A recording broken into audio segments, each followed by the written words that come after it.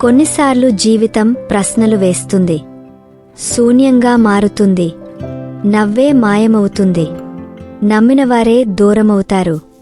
కానీ ప్రతి శూన్యంలోనూ ఒక కొత్త ప్రారంభం దాగి ఉంటుంది. అందులోకి ప్రవేశించేందుకు మనం చూపించాల్సిందల్లా ఓ చిన్న ఓర్పు, చిన్ని నమ్మకం, కన్నీళ్లతో మొదలైన ప్రయాణమే ఒకరోజు అందమైన విజయం కావచ్చు. ఈ కథ మనకు గుర్తు చేస్తుంది, సమయం వచ్చేవరకు ఓపిగ్గా ఉండాలి. అనగనగా ఒక చెట్టు పచ్చని ఆకులతో, తెల్లటి పూలతో అందంగా ఉండేది. దారిన పోయేవాళ్లకు ఆ చెట్టు నీడనిచ్చేది, విశ్రాంతినిచ్చేది. ఎంత వైరాగ్యం ఉన్నవాడికైనా సరే, నిండుగా ఉన్న ఆ చెట్టుని చూస్తే చాలు, మళ్ళీ జీవించాలనే ఆశ కలిగేది. అలా కొన్నాళ్లు గడిచాక చెడుగాలులు వీయడంతో పూలు రాలిపోయాయి. ఎండకు ఆకులు ఎండిపోయి కొమ్మ నుండి వేరైపోయాయి. చెట్టు బోసిపోయింది. తనకు మళ్ళీ గత వైభవం రాకపోతుందా అనే నమ్మకంతో బతుకుతుంది.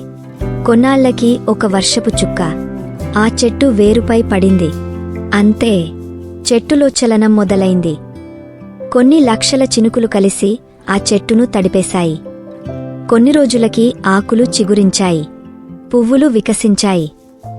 మళ్ళీ 10 మందికి నీడనివ్వటం మొదలుపెట్టింది. వాళ్లకు జీవితం మీద ఆశను కలిగేలా చేసింది ఆ చెట్టు. మనిషి జీవితము అంతే. ఒక్కొక్కసారి కొన్ని అనర్థాల వల్ల నవ్వులు అనే పూలు మాయమవుతాయి. కొన్ని అపార్థాల వల్ల కావాల్సిన వాళ్లే ఎండిపోయిన ఆకులులా వీడిపోతారు. అయినా సరే, నిరుత్సాహపడకూడదు. ఏదో రోజు ఆ అనర్థాలు, అపార్థాలు అనే అడ్డుతెరలు తొలగిపోతాయి. ఏ నమ్మకంతో నువ్వు ఉదయాన్నే లేస్తావని అలారం పెట్టుకుంటున్నావో, అదే నమ్మకంతో ఏదో ఒకరోజు నీ జీవితం నువ్వు కోరుకున్న విధంగా మారుతుంది అని గట్టిగా నమ్ము. అలా జరగాలంటే నీకు కావాల్సిందల్లా ఓర్పు, సహనం. గొంగలి పురుగు ఒక్క రాత్రిలోనే సీతాకోక చిలుకగా మారలేదు అన్న నిజం నువ్వు గ్రహించాలి. కాలం పెట్టిన సహన పరీక్షలో నువ్వే నెగ్గాలి. ఎందుకంటే మంచి విషయాలు అంత తేలికగా పూర్తి కావు. కాబట్టి నీ కర్తవ్యాన్ని పూర్తిచేసి సహనానికి ఆశ్రయం ఇవ్వు, బద్ధకానికి కాదు.